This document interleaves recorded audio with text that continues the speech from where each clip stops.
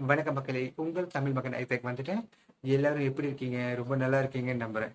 இது நாள் வரைக்கும் என் கூடவே டிராவல் செஞ்சவங்க எல்லாருக்கும் என்னுடைய மனமார்ந்த நன்றி. நிறைய விஷயங்கள் இதுக்கு முன்னுக்கு நம்ம பேசியிருக்கோம், இனிமே பேசவும் போறோம். இன்னைக்கு நான் பேச போற ஒரு விஷயம் என்னன்னா, நீங்க சண்டை போட்டிருக்கீங்களா? யாரு கூடயாவது உங்க கூட உள்ளவங்க கூட சண்டை போட்டிருக்கீங்களா? உங்க கூட பிறந்தவங்க கூட சண்டை போட்டிருக்கீங்களா? கணவன் மனைவி சண்டை போட்டிருக்கீங்களா? இல்ல பக்கத்து வீட்டுக்காரங்க கூட சண்டை போட்டிருக்கீங்களா? சொந்தக்காரங்க கூட சண்டை போட்டிருக்கீங்களா? இந்த சண்டை அவங்க அங்கேயும் நடக்கும். ஏதாவது குடும்பத்திலயும் சரி, நம்ம வேலை இடத்துலயும் சரி, அக்கம் பக்கத்துலயும் சரி, சண்டைங்கிறது அப்பப்போ வரும் போகும். ஆனா இப்போ எனக்கு ரொம்ப சர்ப்ரைஸான ஒரு விஷயம் என்னன்னா, ரெண்டு பேருக்குள்ள சண்டையை ரெக்கார்ட் பண்ணி அதை பப்ளிசிட்டி பண்றாங்க. அதுவும் தரமற்ற வார்த்தைகளை யூஸ் பண்ணிட்டு பப்ளிசிட்டி பண்றாங்க.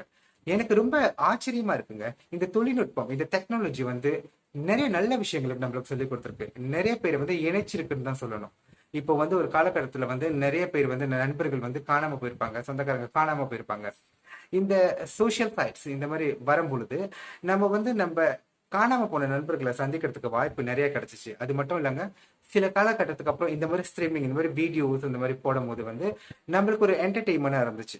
நிறைய விஷயங்களை நிறைய பேர் ஷேர் பண்ணும்போது நல்ல விஷயங்கள் கூட ஷேர் பண்றாங்க. அதை நம்ம கத்துக்கலாம். ஃபார் எக்ஸாம்பிள் ஒரு குக்கிங் ஷேர் பண்ணுவாங்க, இல்ல நிறைய டூ இட் யுவர் செல்ஃப்னு சொல்லுவாங்க, டிஐஒய்னு சொல்லுவாங்க. அந்த மாதிரி விஷயங்களை ஷேர் பண்ணுவாங்க. நம்ம நிறைய விஷயம் கத்துக்க முடிய சூழ்நிலை இந்த யூடியூப் இந்த மாதிரி விஷயங்கள் நம்மளுக்கு கொண்டு தந்தது. ஆனா இப்போ சண்டை போடுறதுக்கு யூஸ் பண்றாங்க. அதுவும் தரமற்ற வார்த்தைகள், கெட்ட வார்த்தைகளை யூஸ் பண்ணி சண்டை போடுறாங்க.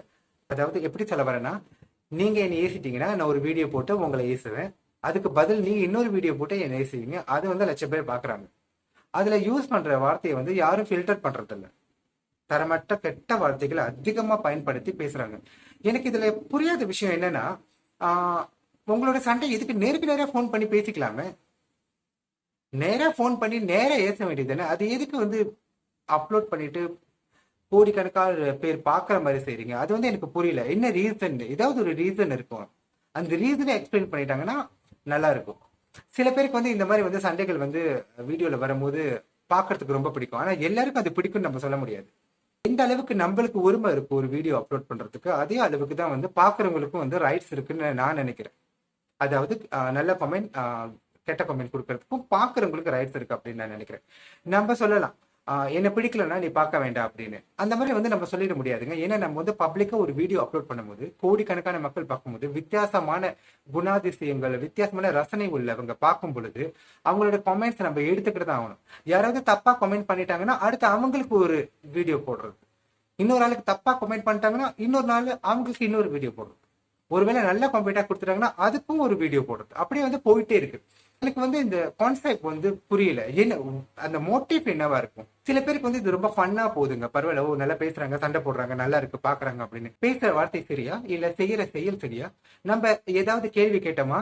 ஏன் அவங்க அந்த மாதிரி வீடியோ போட்டாங்களா, அதுக்கே நீங்க கேள்வி கேட்கல? இவங்க இந்த மாதிரி செஞ்சாங்களா, அதுக்கே நீங்க கேள்வி கேட்கல? அப்படின்னு சொல்லிட்டு நம்மளே திருப்பி கவுண்டர் அடிப்பாங்க. பார்க்கவும் முடியல, பார்க்காம இருக்கவும் முடியல, கேட்கவும் முடியல, கேட்காம இருக்கவும் முடியலங்கிற சூழ்நிலைக்கு தான் நம்ம எல்லாரும் தள்ளப்பட்டிருக்கோம். அதுல பெஸ்ட் பார்ட் என்னன்னு நீங்க பாத்தீங்கன்னா, இப்போ உள்ள டெக்னாலஜி வாழ்க்கைக்கு ரொம்ப அத்தியாவசியமா ஆயிடுச்சு.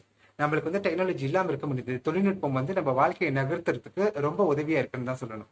இப்போ நீங்க பாத்தீங்கன்னா ஆவுனா என்ன தரது சொல்லுவாங்க, உன்னோட ஆடியோ என்கிட்ட இருக்கு, நான் ரிலீஸ் பண்ணிடுவேன்.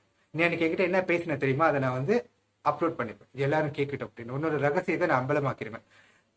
என்னங்க, ஒரு போனு நான் இன்னொரு ஆள் கிட்ட பேசும்போது ஒரு நம்பிக்கையின் அடிப்படையில தான் நம்ம பேசுறோம். அது எதுக்கு நீங்க ரெக்கார்ட் பண்ணணும்? நீங்க ரெக்கார்ட் பண்ணும் போதே தெரியுது இல்லையா நீங்க தப்பான ஆளா இருக்க வாய்ப்பு இருக்கு அப்படின்னு. இப்போ போன் எடுத்து பேசுறதுக்கே பயமா இருக்கு. ஏதாவது பேசி அதை நீ ரெக்கார்ட் பண்ணி நீ பெருசாக்கி விட்டுட்டுனா அது எவ்வளவு பெரிய பாதிப்பு. ஊனா அந்த ஒரு ஆடியோ நான் ரிலீஸ் பண்ணிடுவேன்னு சொல்லிட்டு மிரட்டுறது. அப்படி பார்த்தா யாரும் யாரு கூடயும் போன் பேச முடியாதுங்க. வாட்ஸ்அப் பண்ணாலும் சரி, இல்ல டெக்ஸ்ட் மெசேஜ் எஸ்எம்எஸ் பண்ணாலும் சரி, ஸ்கிரீன்ஷாட் எடுத்து அப்லோட் பண்றது, ஸ்கிரீன்ஷாட் எடுத்து எல்லாருக்கிட்டையும் காட்டுறது, அந்த பிரைவசி ரெண்டு பேருக்குள்ள அந்த பிரைவசி இல்லாம போயிருதுங்கிறது ஏன் யாருமே உணர மாட்டாங்க. ஒரு நம்பிக்கையின் அடிப்படையில தானே சில பேர் ரெண்டு பேரும் பேசிக்கிறோம்.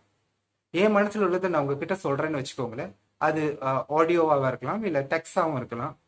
அதை ஒரு சூழ்நிலையில ஒரு நமக்குள்ள ஒரு கருத்து வேறுபாடு வரும் பொழுது அதை வச்சு மிரட்டுறது எந்த விதத்துலங்க நியாயம்? 2 பேர் வந்து 3வது ஆள் ஒருத்தரை பத்தி தப்பா பேசுறாங்கன்னு வச்சுக்கோங்க. அந்த 2 பேருக்குள்ள மிஸ் அண்டர்ஸ்டாண்டிங் வந்துருச்சுன்னா, அதுல ஒருத்தர் அந்த 3வது ஆளுகிட்ட போயிட்டு நடந்த எல்லா உண்மையும் சொல்லிடுவாரு. அதுக்காக சொன்னவரு நல்லவர் ஆயிருவாரா? ஆரம்பத்துல இவரும் சேர்ந்து தானே பேசினாரு. அதை வந்து யாரும் கவனிக்க மாட்டாங்க. அந்த கடைசியா உள்ள ஆளை வந்து டார்கெட் பண்ணுவாங்க, தப்பான ஆள் அப்படின்னு. அதுக்கப்புறம் அந்த ஆடியோ ரிலீஸ் பண்றது, வாட்ஸ்அப் மெசேஜை வந்து ஸ்கிரீன்ஷாட் எடுத்து ரிலீஸ் பண்றது, இதெல்லாம் நம்பிக்கை இல்லாத ஒரு செயல். இனி வரும் போற காலங்கள்ல யாருக்கிட்டையும் போன்ல பேசுறதுக்கோ இல்ல வந்து மெசேஜ் பண்றதுக்கோ பயமா இருக்கு. எதுவுமே ஷேர் பண்ண முடியாம போயிடும். நம்ம வந்து எல்லாருக்கிட்டையும் எல்லா விஷயத்தையும் ஷேர் பண்ண முடியாது. சில நேரத்துல வந்து நம்மளுக்கு சில விஷயங்களை ஷேர் பண்ணணும்னா ஒரு க்ளோஸ் ஃப்ரெண்ட்ஸ் இருப்பாங்க, இல்லைன்னா யாராவது ரொம்ப க்ளோஸான ஒருத்தவங்கிட்ட வந்து சில விஷயங்களை வந்து பகிரங்கமா நம்ம ஷேர் பண்ணுவோம். அது வந்து நம்ம 2 பேரும் கூட ஒரு மிஸ் அண்டர்ஸ்டாண்டிங் வரும்போது அதை வச்சு மிரட்டுறது எந்த விதத்துல நியாயம்? எனக்கு நீங்க செய்யறது இன்னொரு ஆள் உங்களுக்கு செய்ய மாட்டாங்க, என்னங்க நிச்சயம்? இந்த தொழில்நுட்பத்தை நம்ம எந்த அளவுக்கு புரிஞ்சிருக்கோம், எந்த அளவுக்கு நல்லபடி யூஸ் பண்றோங்கிறத வந்து ஏன் யாருமே புரிஞ்சுக்க மாட்டேங்கிறாங்க? அளவுக்கு மீறினால் அமிர்தமும் நஞ்சுங்க. அது வந்து நம்ம எல்லாருக்குமே தெரியும். ஒரு சின்ன விஷயம், ஒரு விஷயம் அதிகமா நம்மளுக்கு வர வர வர வர அது நஞ்சா ஆவறதுக்கு வாய்ப்பு இருக்கு. நம்ம சாப்பிடுற சாப்பாடு வந்து ஒரு அளவோட தான் சாப்பிடுவோம். ஏன்னா அதிகமா சாப்பிட்டோமா அதே நம்மளுக்கு வயிற்று வலி அப்படின்னு சொல்லிட்டு நிறைய கெட்ட விஷயங்களை கொண்டு போய் அதை இழுத்து விட்டுரும். இந்த மாதிரி யூஸ் பண்றவங்களுக்கு வந்து உண்மையிலேயே தெரிஞ்சுதான் யூஸ் பண்றாங்களா இல்ல தெரியாம யூஸ் பண்றாங்களா? அப்படி உங்களுக்கு தெரியலன்னா தெரிஞ்சுக்கிட்டு முயற்சி பண்ணி யூஸ் பண்ணுங்க. சில பேர் வந்து சும்மாவே அப்படியே எம்டியா வந்து ஒரு வீடியோ போடுவாங்க.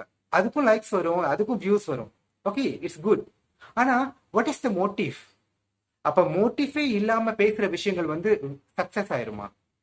எங்கேயும் சில பேர் என்ன தெரியுமா சொல்லுவாங்க, இது என்னோட விஷயம், என்னோட இஷ்டம், நான் என்ன செய்யறேங்கிறத வந்து நீங்க பேசாதீங்க அப்படின்னு சொல்லுவாங்க. ஆனா இதுவே வந்து பாராட்டு மலைகள் பொழியும் பொழுது அதுக்கு வந்து ரொம்ப சந்தோஷமா வந்து ஒரு வீடியோ போட்டு சொல்லுவாங்க. இதுவே நெகட்டிவ் கமெண்ட்ஸ் வரும்போது அதுக்கு வந்து ஏசி திருப்பியும் வந்து திட்டிட்டு ஒரு வீடியோ போடுவாங்க. இது என்ன நியாயம்? நல்ல விஷயங்கள், நல்ல கருத்துக்களை நீங்க உங்களால எடுத்துக்க முடிஞ்சுன்னா கெட்ட ஃபீட்பேக் எடுத்துக்கிட்டு அது சரி செய்யறது தானே நம்மளுடைய வேலை.